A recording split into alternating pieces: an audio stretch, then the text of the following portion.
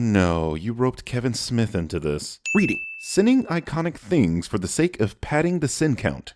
Stormtroopers with infamous bad aim somehow managed to actually kill enough rebel soldiers here to take over the ship. This is a myth that really needs to die. Stormtroopers are actually very well trained and are comprised of really great marksmen. This scene here is proof of that, and you're ignoring it because memes. They survived this. Okay, but you just sinned the Stormtroopers for having bad aim, right? I would have agreed with this sin, but you just had to contradict yourself. Darth Vader could choke fools just by using a hand gesture. We learned that later on in this very movie. So why is he getting all touch me in the morning with this rebel scum, man? Vader's got to get that close to a guy who's committed his life to overthrowing the government. You get that close, homie can grab Vader's lightsaber and kill the Sith out of Mr. Suddenly Touchy-Feely. Yo, Vader, choke that chicken from across the room, bro. First of all, not so Silent Bob. Second, the Jedi and Sith don't always use the Force to do things. The Force choke scene was Vader, and the movie, demonstrating that his ancient religion wasn't just a religion. In this scene, the film is trying to show what a powerful and imposing figure Anakin really is. I'm not getting in bed. Didn't Vader tell these fools he wanted passengers alive? These are droids. They aren't alive in the first place, and any damage to them can be fixed. Hold your fire. There's no life forms. Unless this is the first day that droids were released to an unsuspecting buying public, everyone in the galaxy knows about droids and their capabilities, but they just let the escape pod go because of no life forms. They don't even want to shoot the thing down just to be safe, man. These guys are the biggest fuck-ups in all the Star Wars movies. Building on the previous sin, the droids aren't alive, so when they scanned the pod for life forms, they didn't get a reading. Kevin, you're aware that they're actually looking for Leia, or whichever rebel has the stolen Death Star plans, right? So why the would they be concerned about droids in this instance? And if you think these guys are the biggest fuck-ups in all the Star Wars movies, you haven't met Jar Jar Binks. It must have short-circuited. Oh, right. You're right. That stupid assumption is the most likely reason for an escape pod to jettison from a recently captured rebel ship under siege. Jesus. They just scanned the ship and recognized that there were no life forms on the pod. They are looking for Leia or any other rebels that have stolen the Death Star plans. Even if you want to assume that the Empire should have expected the rebels to give those plans to droids, this is happening over Tatooine, a bum-f*** planet that no one cares about. Who would the droids give those plans to? An escape pod was jettisoned during the fighting, but no life forms were aboard. You mean an escape pod? Like one escape pod? Why did the other guy say, There goes another one? which implies more than one? So you nor Silent Bob understood this? Why the hell do you guys get to make millions of dollars while I'm stuck e-begging for Patreon donors? Anyway, if you were using your frontal lobe, you'd have realized that this guy says an escape pod, he is implying that there were other escape pods. When the officers scanned the pod with R2-D2 and C-3PO, they determined that this one didn't contain any life forms, so the shooter was told to hold your fire. This bit of dialogue insinuates that they were firing on escape pods, and since one didn't have any life forms, they didn't shoot it. R2? Well, that's convenient. They spent the whole afternoon going in opposite directions and still got to the same place. Those Jawas cover some damn ground, man. So it's a sin for a movie to have conveniences?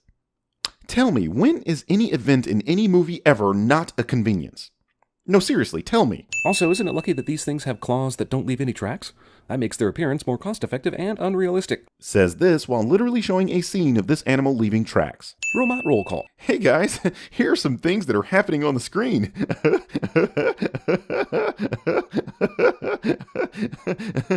Sin. Uncle Owen rejects droids immediately with a simple no, and knows exactly what C-3PO does just by looking at him, but mysteriously talks to him anyway. I'm guessing so C-3PO can persuade Uncle Owen to buy him. In that ridiculous robot roll call sin, you can see that C-3PO is the only droid here capable of speaking Galactic Basic, so of course Owen speaks to him. He's the only one that can speak. But I was going into Toshi Station to pick up some power converters. All right, every right-thinking human being on the planet is gonna sin this awkward line, and it's equally sinnable reading. Heavens, we were looking for some Damon here, and we got some Affleck instead. Like when my friend Malcolm would say, I'm going to City Walk, eh? And then he'd secretly hook up with dudes at bear bars. So I'm saying Luke wanted to go to Tashi, but it wasn't his power he wanted converted. He was sneaking away for public restroom rendezvous with Arcturians, man. Male or female, don't matter, it was Arcturian, baby. We are now skipping every line that involves Kevin Smith. Red droid melts down conveniently so that R2 can get a job and stay with his buddy. Conveniences. You know what else is convenient? These droids landing on the exact planet Darth Vader was born on, where his son currently is. Why stop there? Why not point out that Obi-Wan is also here? You know, the guy that trained Darth Vader? So is Han Solo, another very important character in the series who, if they didn't meet here, Kylo Ren would have never been born. Do you get the goddamn point yet? This is a movie. Everything is convenient. Who is she? She's beautiful. How can you tell? It's a blue hologram full of 1970s-ness. Despite being one up until the age of 39, Jeremy has never heard of virgins. How is it this dark out with two suns? You'd think the combined power would make it look like daytime out here. They're both at sunset, though. I mean, according to Alan Boss, an astrophysicist at the Carnegie Institution for Science, a circumbinary planet's sunset would look very much like the fictional Tatooine sunset. Do you guys see what I mean when I say that CinemaSins doesn't know what they're talking about? Also, suns this close together would cause wicked insanity on this planet. One sun would heat the other sun, dogs and cats living together, mass hysteria. Who the hell told you that? I hope it wasn't Kevin Smith. Kepler 16b disproves this nonsense. Also, Jeremy makes a Ghostbusters pop culture reference that isn't a sin of the film cliche. Hit the accelerator. Who's driving this thing? You or C-3PO? Jeremy actually asks this question. Now that's a name I've not heard in a long time. Obi-Wan basically half-truthed his way through this entire movie. Ironic, considering you're cutting out parts of the movie to make fake sins. Take this scene, for example. You've cut out the part that's showing that he's responding to being called Obi-Wan. This obviously is a name he hasn't heard since Luke was born, which is about 19 years ago. The Force? The Force is what gives the Jedi his power. It's an energy field created by all living things. And something about midichlorians, but that's not nearly as cool as what I'm saying. I know, people hate midichlorians, but they aren't inconsistent with what Obi-Wan is saying. It surrounds us and penetrates us. The Force kind of sounds like a sex offender. Oh hey, my videos aren't filled with enough cringy sexual jokes, so here's another. Slow-ass stormtroopers only recently killed these Jabba fools. They left the Star Destroyer 1 minute after the droids, but are somehow a day and a half behind. What the f***? There was an undetermined passage of time between the droids landing on Tatooine and Vader figuring out Leia had the plans in the escape pod. This accounts for their head start. It looks like the Sand People did this all right. I've never heard of them hitting anything this big before. They didn't, but we are meant to think they did. Because Imperial stormtroopers know a ton about Tatooine and Sand People in order to frame their ass. Except they don't, which is why Obi-Wan was able to deduce that it was, in fact, stormtroopers. This is literally shown in this scene. Why do you not watch movies that you're watching? And these last points, too accurate for Sand People. Only Imperial stormtroopers are so precise.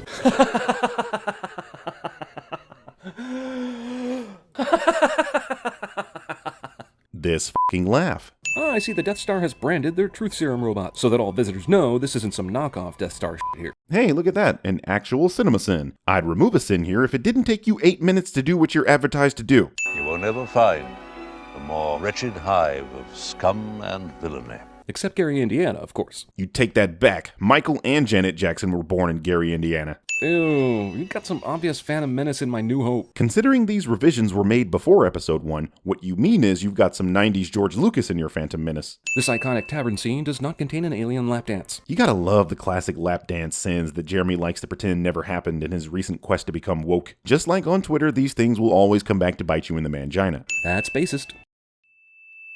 Primary ignition.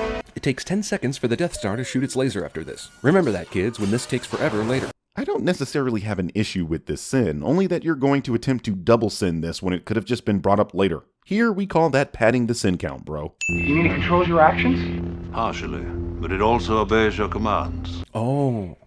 Wait, what? I'm going to ignore, and sin, Jeremy being stupid here, but I wanted to point out that the real sin in this scene is that Anakin's original lightsaber is actually greenish-white, and the re-edit of this scene does a terrible job color correcting it to blue here. Your eyes can deceive you. Don't trust them. Yeah, but I'm gonna guess your eyes don't deceive you as much as everything else you use to detect things. It's not like the Jedi's going around blindfolding each other before a lightsaber match. Jesus, Jeremy, you'd have flunked out of Padawan school your first day. Obi-Wan is trying to get Luke to feel the Force. In other words, to allow it to guide his actions. Yeah, what a bunch of bullshit that is. This asshole Luke isn't feeling the Force already after spending just a couple hours with that floaty ball. Except the film is demonstrating that he is, directly contradicting your inane bullshit. We come out of hyperspace with meteor showers. Did they get out of hyperspace just before chunks of Alderaan slammed into their ship? Yes? What the f*** is this question? Did you expect them to get hit by the remains of Alderaan while they were in hyperspace? You're aware they set coordinates to go to Alderaan, right? Also lucky is that the Death Star just happens to be around Alderaan right now.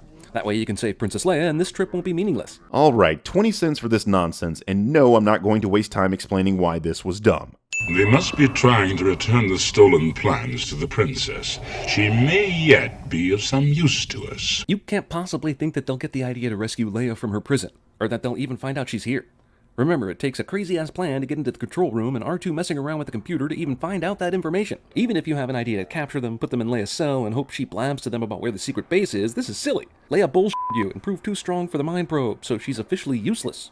Darth Vader needs to start setting up charges on the Millennium Falcon, take the Death Star plans back, destroy Luke, and execute Leia at the same time, while his children get baptized in the Catholic Church, Godfather style. You're aware that Vader has some form of precognitive ability, yes? I mean, that ability is literally the reason he is Darth Vader and not Anakin Skywalker any longer. I sense something. A presence I've not felt since... Since when?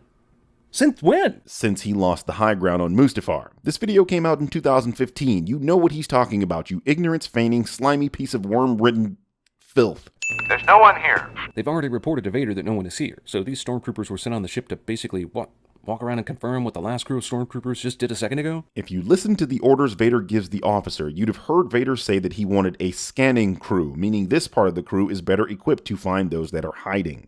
And why did Obi-Wan get his own compartment while Luke and Han had to go three-way with the Wookiee? That beats my fanfiction, but why? Everything wrong with Star Wars, ladies and gentlemen. Obi-Wan got his own compartment. Scanning the ship requires loading this huge cumbersome box on the ship itself. I know this is set a long time ago in a galaxy far, far away, but you have technology that beats us here in 2015. And I know that simple heat signature technology would tell us there are assholes on this ship. This is still a movie that was made in the 70s. Besides, in 2015, we had cell phones that were more powerful than the computers they used in this movie, so what they actually have is technology that is simply different than ours. Phallic data extraction. Jeremy says boner. Also, thankfully, the Death Star has a computer port that has access to the entire station that also happens to match R2-D2's output thingy. You've made this mistake before. R2-D2 is an astromech droid. These things are ubiquitous throughout the galaxy. This is like asking for a computer without a USB port. At the beginning of this movie, you can clearly see that the Empire uses astromech droids like this R2 and R4 unit. What is it? I'm afraid I'm not quite sure, sir. He says I found her and keeps repeating she's here. Who? Who has he found? Princess Leia. You just said you didn't know who he was talking about, and R2-D2 has not said anything since the conversation started. What? He did not say he didn't know who R2 was talking about. He said that he isn't sure what he's talking about. Either you're manipulating your audience or you're dumb. Both are sins. Well, more wealth than you can imagine. Luke is drawn by the power of boners to take on the whole goddamn Death Star, and Han is drawn by the power of money boners. Jeremy says boner twice. There is no way the Empire created something so innocent and jovial. You're right. They didn't. The mouse droid was created by Rebaxon. You'd be surprised how much of the equipment the Empire uses isn't actually made by them. There's something alive in here. The Empire just recently threw a live swimming creature into this garbage disposal, just before our heroes jumped down in it. Because how else would it have survived the numerous amounts of compacting unless it's Gumby or some shit? As I always explain to you, questions have answers. You cannot say something is wrong or bad simply because you cannot explain it. That is called the argument from ignorance fallacy. Anyway, here's the answer straight from the horse's mouth. But then there's some kind of creature living in this thing with them who, can kill them. And then on top of that, it's a crusher that crushes garbage and it'll crush them all. How am I going to get Luke free from this monster? And you have lots of choices, and obviously the easiest one is to have a hand shoot it and let it go of and go away, but that isn't much fun. So when you get in there and you know where things are going, then when the walls start to close, the Nine Ogre runs away and hides in a little space that protects him from the walls. As an aside, I think tracking down the audio commentary for this film is worth a Patreon donation or two, wouldn't you say? No? Okay. How does Luke get swallowed whole by the shallow water this creature is in? Asks a question while literally showing the answer. CinemaSins, ladies and gentlemen. Okay, at this point, Luke is dead. That dude drowned. He comes from a desert planet with virtually no water, and no practice with water. He's out of his element. I'm totally fine with your line of reasoning, even though I'm sure simply holding your breath underwater is a universal human ability. What I have a problem with is the fact that you didn't apply this same logic to Rey in The Last Jedi. If you strike me down, I shall become more powerful than you can possibly imagine. Basically, I'll be able to occasionally talk to Luke through ghost power. So there. Being an immortal Force ghost that can train an untold number of Jedi for eternity says, suck my lightsaber. Here's a blanket, Luke. Wouldn't want you to catch cold or some shit. Catch cold? The f*** is that? They're tracking us. Not this ship, sister. Well, your male confidence certainly is convincing. Your male confidence? The f*** is that? An analysis of the plans provided by Princess Leia. Princess Leia. This coming from the guy that pronounces Mosasaurus as Mosasaurus. I agree, Stan, but what's your real purpose here? I just wanted to say that you're no better because you pronounce the Malaysian language as Malay. Anyone want to play some Smash Brothers Malaysian language? I brought my GameCube. Future Birdman! Already on it. Come here, nerd. I got a game for you. For some reason, the Death Star doesn't use its tractor beam to render these ships useless. Obi-Wan turned it off, but he didn't destroy it. Couple things wrong with this. First, X-Wings are small and nimble, which would necessarily mean that it would be more difficult for the tractor beam to latch on. Second, Tarkin didn't believe the X-Wings to be a threat, so using the beam on them when they had superior forces would be a waste of time. Third, if it's a tractor beam, that means the beam has some kind of limits, such as width or only being able to do one ship at a time. And finally, Obi-Wan sabotaged the tractor beam. It wouldn't be much of a sabotage if they knew about it and could just turn it back on. We've analyzed their attack, sir, and there is a danger. Should I have your ship standing by? Or maybe get some of our ships in formation over the one weakness this entire space station has, so that a direct hit doesn't destroy us. The exhaust port / Kyber weakness isn't something the Empire knows about, let alone considers a weakness. This plot point is the entire point of this movie! Use the Force, Luke. Your targeting computer is a piece of dog shit, Luke. Oh hey, we've gotten to the part of the CinemaSins video where they couldn't find an actual sin, so they're just saying random bullshit over an iconic scene and hitting the ding sound so it seems like they have a point. How come Chewbacca doesn't get a medal, man? He was in the Falcon, too. He helped take out Vader and save Luke's ass. And look, he even yells about it. At this point, he goes like, where's my medal? Shut up, Kevin. Hey, Jeremy, pro tip, never have someone in your videos that names their kids after comic book characters. You can be sure that they're going to say a lot of bullshit. Try not. Do. Or do not. There is no try.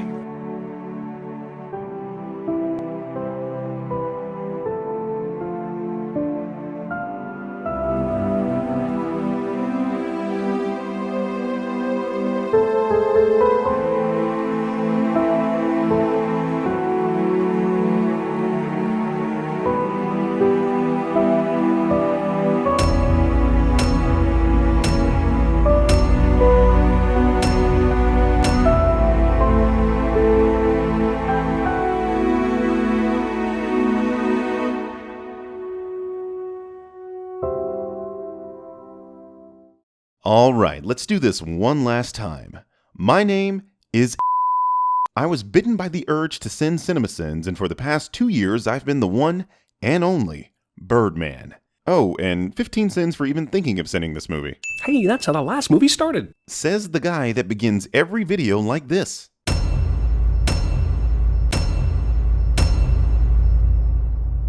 Also, if I'm supposed to be reading and absorbing all this, f*** you. And if there's a quiz, I'm keying your car, teach. What the hell did I say about sending the opening text crawl in a Star Wars movie? Give him another 15 sins. Is that Bird Patine?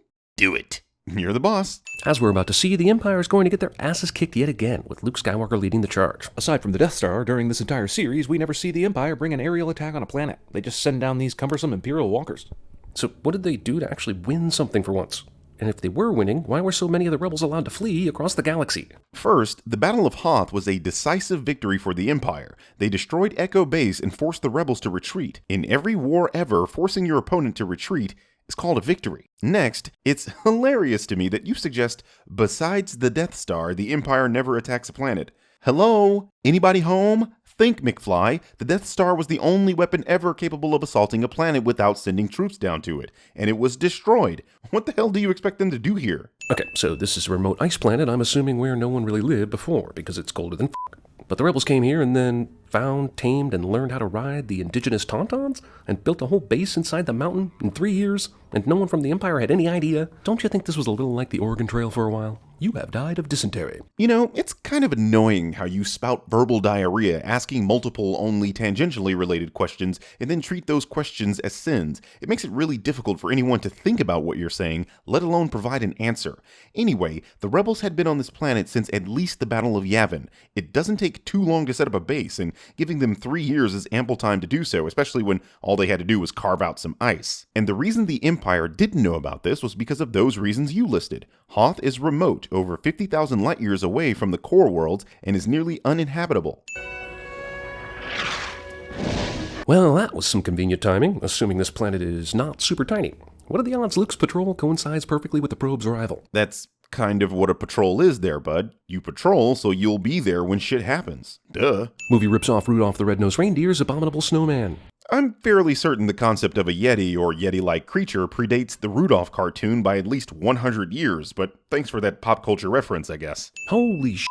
Who would have guessed that of all 3 movies, including the one where she wears a bikini, that this would be the sexiest Leia moment of all? Not only is this not sexy, but you literally sin this. What the hell, man? Do you like it or not? I thought you had decided to stay. Well, the bounty hunter we ran into in Ord Mendel changed my mind. First off, Han refers to some other adventure we have no context for unless we read the f***ing books. Wrong. The first film showed you that Han has a bounty on his head when Mr. Monkey showed up to take him back to Jabba. This is the movie following up on that loose thread, suggesting that Jabba is still looking for Han. Are the speeders ready? Not yet. We're having some trouble adapting them to the cold. Which is weird, because everything else works on this planet regardless of cold. You know what else has trouble dealing with the cold?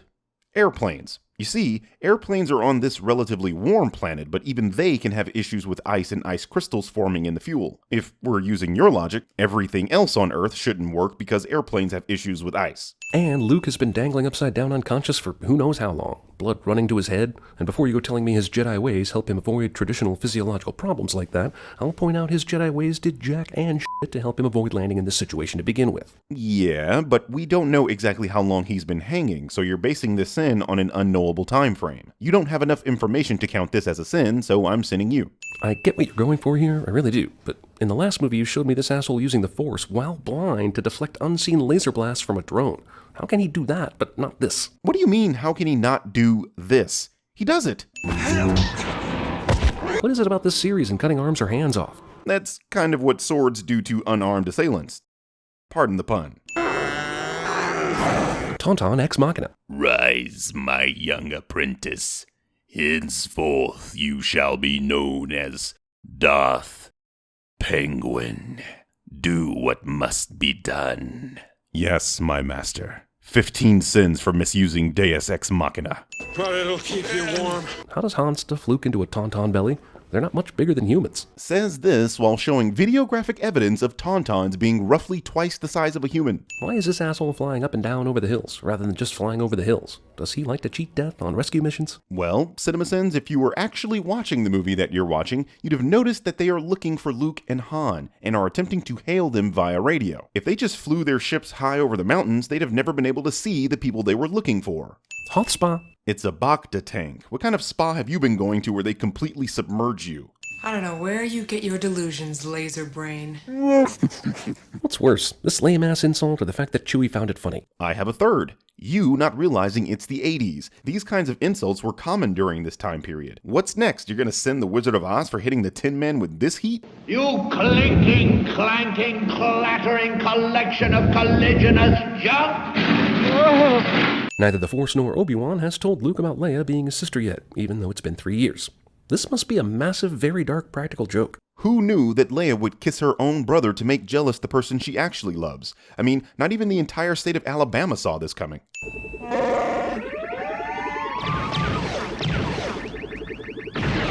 Can we all at least agree that in this one instance Han shot second? Jeremy makes a pop culture reference that isn't a sin of the film cliche. That is the system, and I'm sure Skywalker is with them. Set your course for the Hoth system. Look, if you're sure, as you say, why did it take a drone report and a photograph for you to figure out Skywalker's location? Because those two things are the reasons why he's sure? How the hell do you not realize you are answering yourself? Sir, rebel ships are coming into our sector. Good.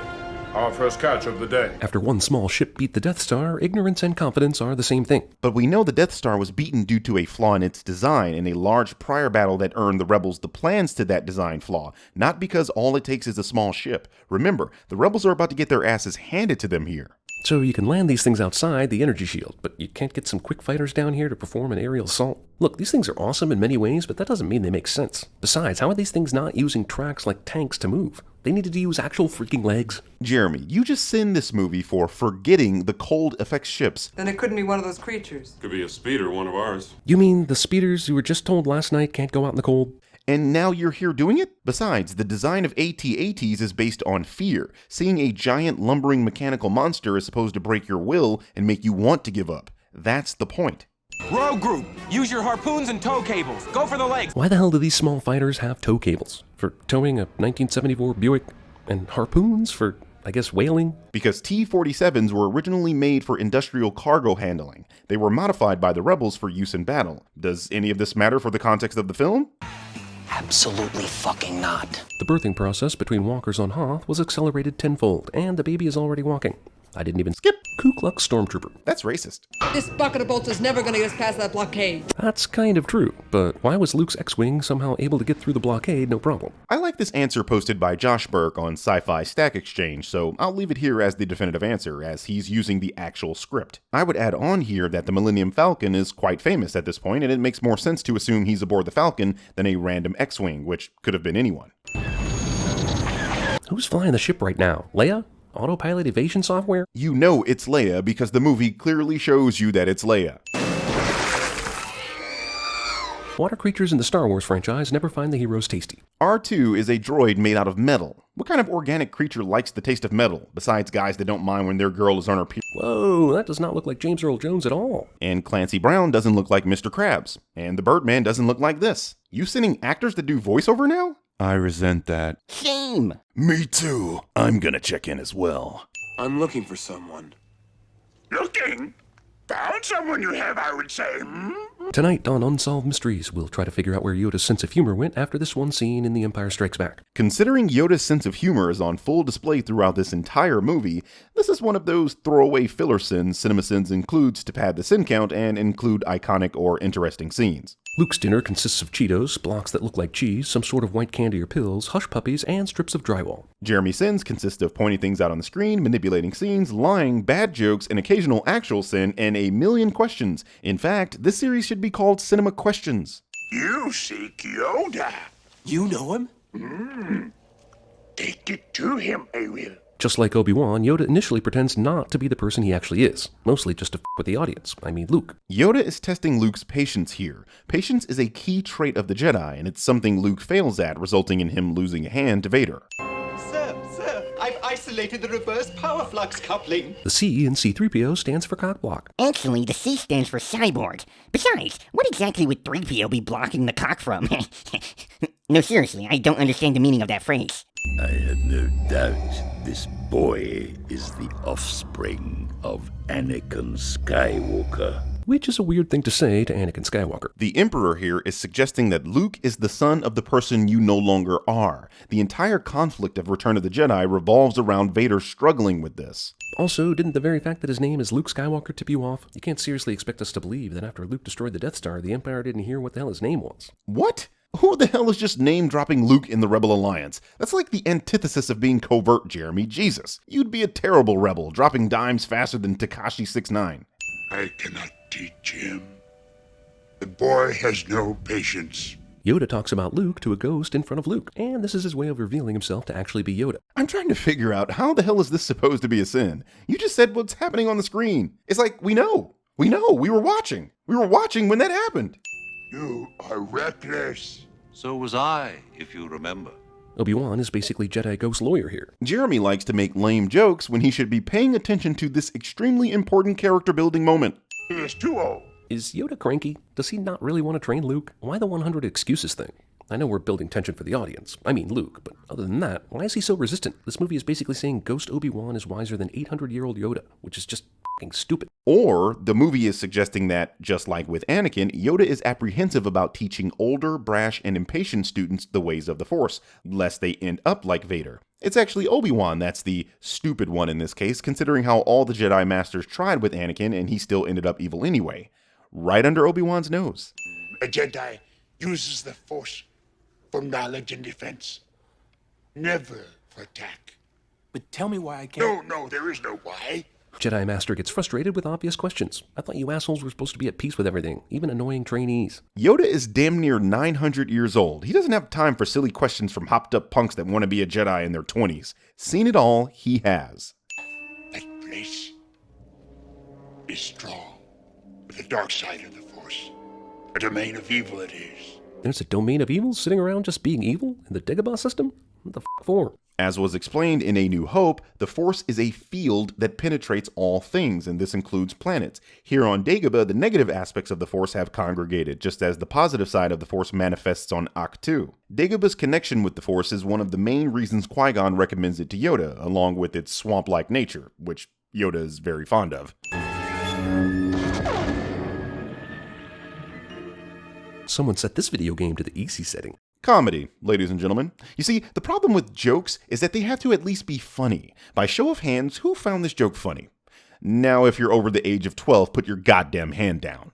Also, Luke cuts off Dream Vader's head and sees his own face inside, and still can't figure out what's going on. The Force is literally screaming the truth at him, but he's not listening.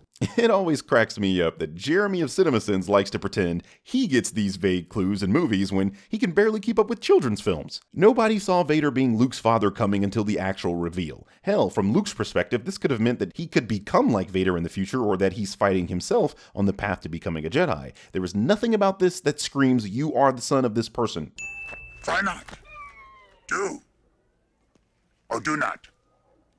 There is no try. Luminous beings are we, not this crude matter. Yoda breaks the teacher-student boundary rule. Here is another example of CinemaSins giving us filler simply because they wanted to include an iconic scene in their video. The joke is that the teacher has inappropriately touched the student. The problem here is that Yoda was riding Luke's back like a goddamn horse just a second ago. That's way more inappropriate than a shoulder pinch. I mean, if one of my teachers rode me, it would have been wrong. Very wrong. Okay, so after this big talk about how rocks and spaceships are different from each other, and size doesn't matter, and all that jazz, Yoda then proceeds to power the ship out of the water, but with considerable effort, I might add. If the Force supposedly doesn't distinguish the size of objects, this thing should have emerged immediately. Says who? Why do you just say these things and expect people to swallow it down with no problem? Because they do. That's besides the point, Future Birdman. Anyway, not only do you have no point of reference for suggesting this, you're also forgetting that Yoda is very old and near his death here. Even if the Force allowed Jedi to move large objects rapidly, it doesn't. Yoda's excuse would be that he's literally using up most of his remaining strength to even do this. If you leave now, help them you could, but you would destroy all for which they have fought and suffered. Because your dad is Darth Vader and he can turn you to the dark side and the rebels would lose the war. But that's a spoiler for the audience that you, the most important character in this movie, is just better off not knowing. That's precisely why Obi-Wan and Yoda do not tell Luke Vader is his father. People who don't know who their parents are will usually seek them out after finding out about them. In this instance, Luke is clearly not ready to face Vader and would surely be defeated or turned, the former of which actually happens in this film. This is what Yoda was trying to teach him. Patience. If you end your training now, if you choose the quick and easy path, as Vader did, you will become an agent of evil. Except he doesn't, so in your face, false prediction Yoda. This is one of the great things about this movie, subtly showing you that Yoda and Obi-Wan, and by extension the Jedi themselves, are actually wrong. The first movie builds up the Jedi as the consummate good guys, and this movie gives you a wise old sage who can't possibly be wrong, right? Except Anakin and Luke prove that caring for others can lead to the path of winning. Anakin ultimately went down a dark path, but in the end, the love he had for his son is what allowed him to defeat the Emperor, which wouldn't have happened if Luke listened to Yoda. Actually, they didn't really defeat the Emperor. Aha! Proof that Cloud City is funded by Gringotts. Jeremy makes a pop culture reference that isn't a sin of the film cliche. I have spoken.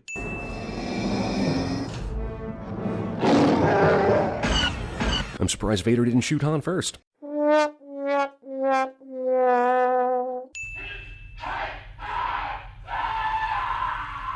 This contraption does things so horrible, it's better left off screen, because whatever bullshit that thing is doing is probably bullshit, but it sure does hurt. I'm pretty sure showing someone being tortured would negate this movie's PG rating, so this is the way.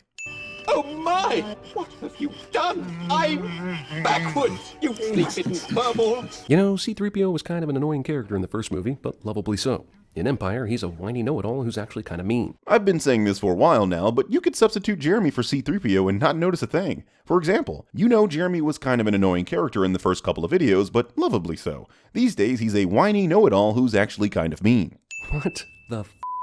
Is David Copperfield pushing that thing? Why are you pretending you didn't see this technology in the first movie?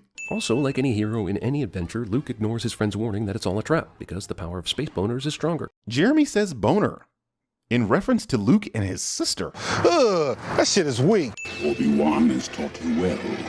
Why does Vader assume that Obi-Wan taught Luke? And we know that Luke doesn't quite have a hold of his thoughts and his emotions yet, so how does Yoda not pop into Darth Vader's head? And if dead Obi-Wan could have done the training, why did Luke even have to go to the Dagobah system? What? Did you just forget that Obi-Wan was with Luke when he died in the last movie? Vader doesn't even know Yoda is still alive. What the hell kind of question is this? There goes another limb. No one just gets stabbed by a lightsaber in this series, do they? You made this video in 2015, so you know damn well that people get stabbed in this series. Maul stabbing Qui-Gon? Sidious stabbing, what's his name? He told me you killed him. No.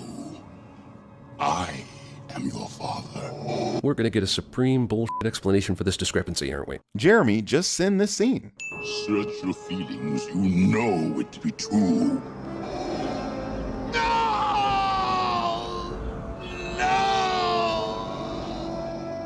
It requires about 10 syllables to say no in Tatooine English, or Tattoo English. Jeremy is still sending this scene. Well, if the antenna isn't an ex machina, him somehow grabbing onto it while falling definitely is. Ex machina. Again. Say Ex machina. again. I dare you. I double dare you, motherfucker. Say Ex machina. one more goddamn time. You guys have hyperdrive, right? If you hated this, you're gonna love The Last Jedi.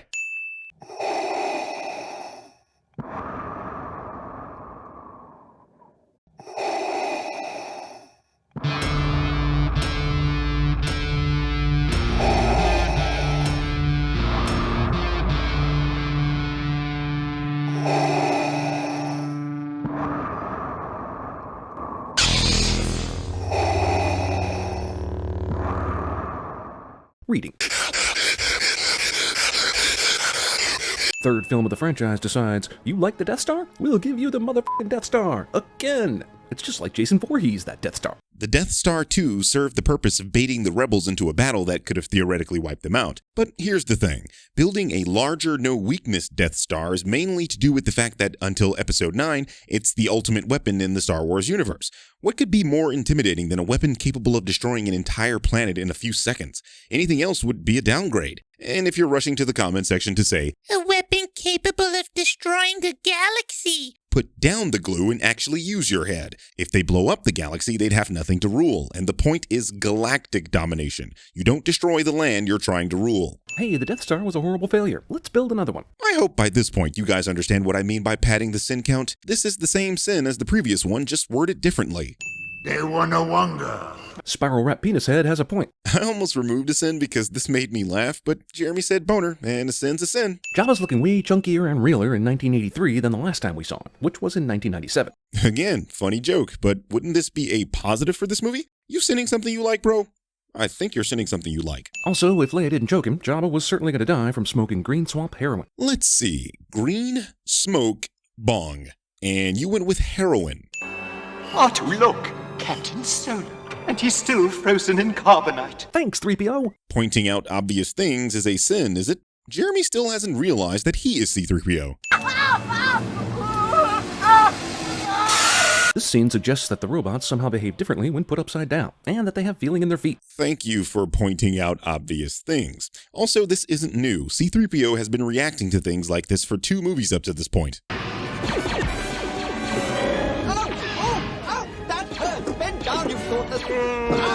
Remember, this is a fantasy film set in a galaxy far, far away. Our rules and logic simply do not apply here. Tatooine loves a different kind of superhero, the Heil Hitler Spider-Man. Don't you mean Hail Hydra?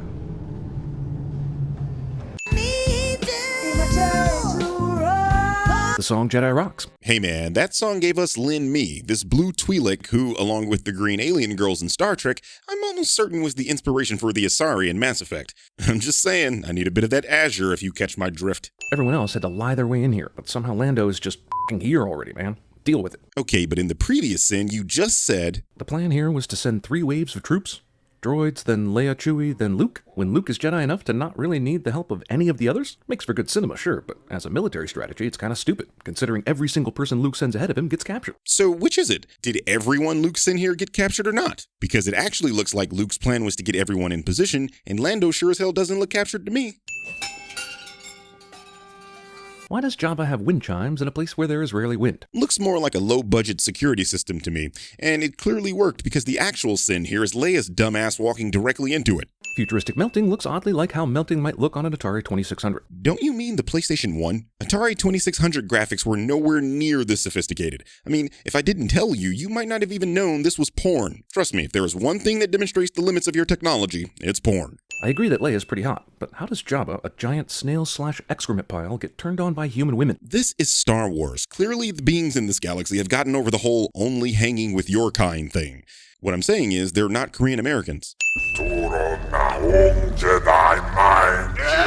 Jedi mind trick is the same in Tutties and English. Galactic basic. And clearly the Hutts don't have a word for this alien concept, so they would say it the way foreigners say it. Much the same way we don't have a word for sushi, so we say sushi. Luke tries to force pull himself a blaster, and Jabba somehow beats him to the punch. But more importantly, why did Luke try to force pull a damn blaster? Does he not have a lightsaber? Jesus, this is the worst rescue plan ever. You know damn well that his lightsaber is in R2-D2 at the moment, so his only choice was to take someone's blaster. I don't disagree that not keeping the saber on him was strange, but this sin is for feigning ignorance. Luke sticks the bone in horizontally, but it's a perfect vertical jaw prop in the next shot. What CinemaSins doesn't show you is the twisting motion Luke does to make the bone vertical. Magic Gate appears out of nowhere in this sequence, giving Luke the proper gate ex machina he needs. Magic Gate that appears out of nowhere? You mean the gate that was shown when the Rancor was released? Just stick close to Chewie and Lando. Han should be freaking out at the mere mention of Lando, the dude that sold him out in the last movie, because he got sold out and then went to sleep and literally just got up a few minutes ago and should still fucking hate Lando. Han and Lando's relationship was already detailed in the previous film. Han punched him and Lando prevented his guards from beating him, revealing that he was undermining Darth Vader. At this point, he recognizes that Lando is attempting to save him. What more do you want? I've taken care of everything. Oh, great. Han acts like Luke isn't the guy who murdered the fucking Death Star. Jeremy acts like Han isn't the guy that saved Luke's ass so he could murder the fucking Death Star. This takes forever, and none of the bad guys kill Luke while he's flipping around or waiting for his lightsaber to fall in his hands. On the other end of this, why didn't Luke command that thing to come to him faster? First of all of this happened faster than anyone could react, and Luke did use the Force to bring his saber to him. This all looks slow because this movie was made in 1982. None of these assholes can aim or shoot at the same time. It's kind of easy to look like a Jedi Master when everyone else sucks. Again, this is Luke making them look bad because 1982. Boba Fett, a skilled bounty hunter, can't aim either. I agree, that shot was pretty sinful, but you just called Boba Fett Bubba Fett, and that's worth 5 sins, so I'll give you 4.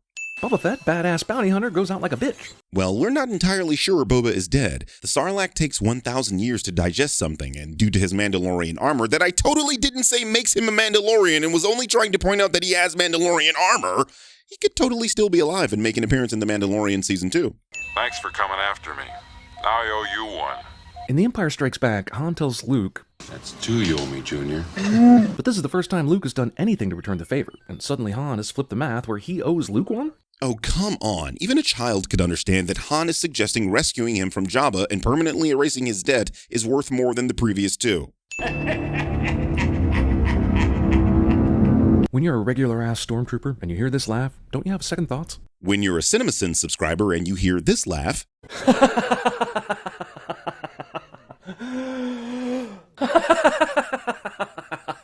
Don't you have second thoughts? They're not ready for the burden, were you? Oh, come on. This is some nonsense here. Don't you think it would have been better to tell him, like, immediately? And then he could have gotten used to the idea before his friends got in trouble? How does becoming a Jedi settle you in for that Darth Vader is your father whopper? Arguably, the training would have been a lot smoother, and you could have prevented him from going so soon. These movies are called Star Wars. The Jedi are at war with the Sith and the Empire. The goal is to defeat those people. They don't have time to explain, "Hey, this tyrant that's been killing countless people? Yeah, that's your dad. We also need you to kill him with this magic shit we're about to teach you." Don't you think Luke should have been fully trained and of clear and sound mind before finding out his enemy is his father? This movie proves it. Luke basically refuses to kill the Emperor and Vader and would have lost the war if Vader didn't have a change of heart. When gone am I, the last of the Jedi will you be? Another Yoda lie. I'm sorry, that wasn't a lie. Luke Skywalker was the last Jedi until Ben Solo and Rey Skywalker...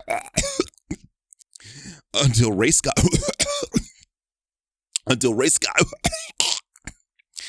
Palpatine. He ceased to be Anakin Skywalker and became Darth Vader. So, symbolic technicalities prevented me from telling you the real truth. You can see how my hands were tied. The truth was withheld from Luke in order to prevent him from seeking out his father and potentially falling prey to the dark side. Yoda and Obi-Wan already have experience with a Skywalker falling prey to his emotions and were intent on not allowing this to happen again. But I was amazed how strongly the Force was with him. I took it upon myself to train him as a Jedi. It was actually Qui-Gon who noticed Anakin's specialness and took it upon himself to train Anakin as a Jedi. I only took over that after Qui-Gon died, but you don't need to know all that right now. You're on a need-to-know basis. Okay, since we're bringing up the prequels here, Qui-Gon died before he could even attempt to train Anakin. All Qui-Gon did was free him from slavery. Harriet Tubman could free more than one slave, and she didn't need magic in a pod race to do it. While the fighters fly into the superstructure and attempt to knock out the main reactor. Death Star has the same weakness as the original Death Star. This is not the same weakness as the original Death Star. The original had an exhaust port that led to the main reactor. This one is still under construction, so the reactor is somewhat exposed. However, anything that is a power source for something is a weakness. Destroy a car's engine? Same weakness as the Death Star. That's one. General, count me in. I'm with you too. Where did this asshole come from, and how did he hear that? Does he even know what he signed up for? It could be a gangbang for all he knows. Jeremy thinks people talking really loudly should be inaudible to someone coming into a room. Also a cringy sexual joke in yet another video, except this time it's with twins. Yes, my master. The Emperor gives Vader orders and then immediately consults with two purple dudes we've never seen before and never see again, making me wonder if the purple dudes are somehow above the Emperor. The two purple dudes we've never seen before. Could we stop pretending that you even care who these people are? I mean, because if I told you these two are Sim Alu and Janice Grijadas, Sidious's advisors, the knuckle-dragging idiots you call subscribers are going to yell, But it wasn't in the movie. First of all, movies do not have to explain every single intricate detail in the films. Otherwise, we'd be asking dumbass questions like, who tailors the Emperor's hoodie? Second, if the film wasted time explaining who these guys are, you'd either skip it or say the film was wasting time. Why do stormtroopers have different armor everywhere they go? It couldn't be anything to do with toys, could it? A stormtrooper's armor is based on their job. You know, sort of like how the military wear different clothing based on their current task. You want something to eat? Leia offers alien food to an Endor Moonanite. Dude, everything in Star Wars is alien, and most of the races in the galaxy eat the same shit. Hell, in the next scene, the Ewok eats the food and turns into me after I eat some pussy. He will come to me. I have foreseen it. Even though I did not foresee that he was on the moon right now, but whatever. Once again, Jeremy is assuming the Force is supposed to make Force users all-knowing. Oh, and to clarify, in that last scene I was totally talking about pistachios. Literal Deus Ex Machina. Much closer than your usual misuse of this term, but still incorrect. There is no God in this machine. If Luke can do this, why can't he untie the ropes? Because Luke's plan is to gain the trust and assistance of the Ewoks, not to intimidate them. Princess Leia was what my Artu. C-3PO's story of Star Wars highlights how very little there is to Return of the Jedi. Mainly because there's time for this. All that stuff that happens in Jedi could have been settled in an hour, but Jabba the Hutt lasts nearly 40 minutes, and then they sandwich the Ewoks into this thing for even more exciting waiting around. But these elements of the story are Return of the Jedi. They are what make the movie the movie. You can do this with nearly any film if you want to be pedantic. The Wolf of Wall Street is a giant party movie until they catch his ass and force him to teach people how to sell a pin. The Force is strong in my family. My father has it. I have it. My sister has it. Damn, that took 2 minutes to get around to the crux of this story, and he still doesn't even come out and say it. Yes, he does. My sister has it. Yes. It's you, Leia. It's you, Leia. I know. Somehow, I've always known. Even during this scene? Leia wasn't responding to the fact they're twins, but her connection to the Force. The Death Star still has the same progress it did at the beginning of the movie. These assholes aren't doing jack to build the rest of it. Are you unaware how large the DS2 is? It's larger than the original, which took 20 years to build. They've made more progress than the construction on Crenshaw. I see you have constructed a new lightsaber. Your skills are complete. When did the lightsaber weaving class take place on Dagobah? Or do you just know how to make one after various Force-related activities? Luke goes to Obi-Wan's hut where he discovers his plans to build a new lightsaber. There is a deleted scene that shows this process and also shows him putting the saber into R2-D2. And don't give me that bullshit about deleted scenes don't count. The clear intention was to show him building it, but the scene was cut for pacing and length reasons. Indeed, you are powerful, as the Emperor has foreseen. There is never a realistic moment that we see where Luke becomes a badass Jedi. At the end of Empire, he was more mature, he'd seen some but not quite awesome yet. This movie is apparently set a whole year after the last one, although it's incredible to think that they waited that long to save Han. I guess in the meantime, Obi-Wan conducted ghost ops with Luke, but the movie wants him to be awesome right now, with no hint of the journey that got him to this place. That's nonsense. The reconstructed hand, the green lightsaber, him using the Force at an expert level, all these things point to Luke being much more advanced than he was previously. You'd have to be CinemaSins or their subscribers to not understand something this easy. It was I who allowed the Alliance to know the location of the shield generator. And part of that plan was hoping they would steal one of your ships so they could make it to Endor? How did you make that possible, or know it would happen?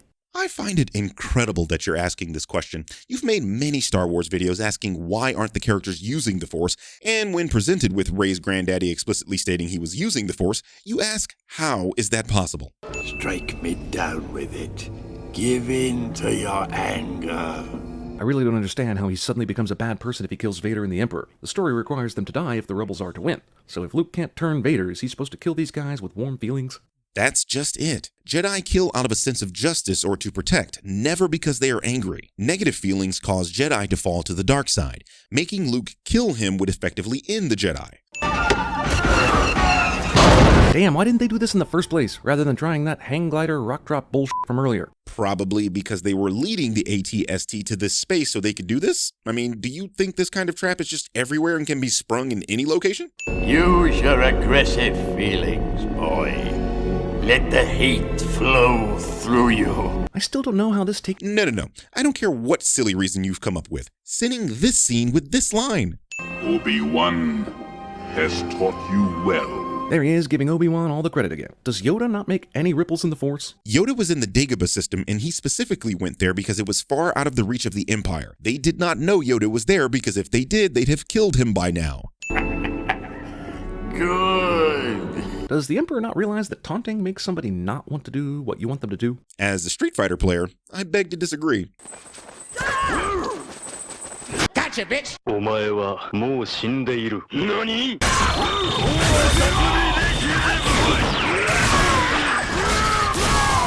Now the hunt begins!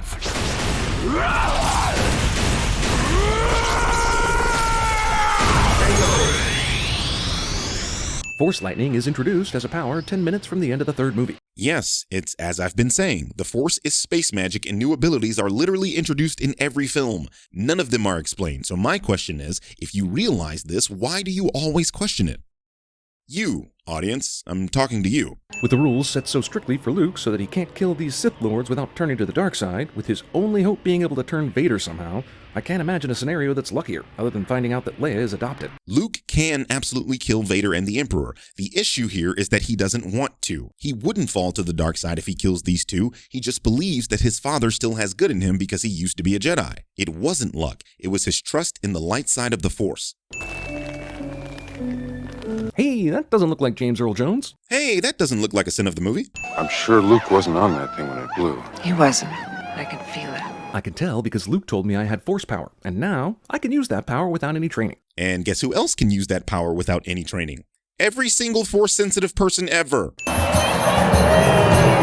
George Lucas doesn't resist the temptation to the dark side and defiantly puts Jar Jar Binks in the original f***ing trilogy. Okay, I actually agree with you here, but remember in your Batman v Superman video where I pointed out how you chose to not use the enhanced version of that film and use the inferior one? Yeah, this is the exact same thing, but in reverse. But also not in reverse. Not only do you get to go to heaven, Anakin, you get to be your young prequel self again, while Obi-Wan and Yoda stay old as shit. For those of you who have never seen the original film, Anakin is actually his old self in this scene. In this enhanced version, Anakin's Force Ghost essentially reverts to a time period before he became evil. You know, the one thing we all wish we could do to Darth CinemaSins.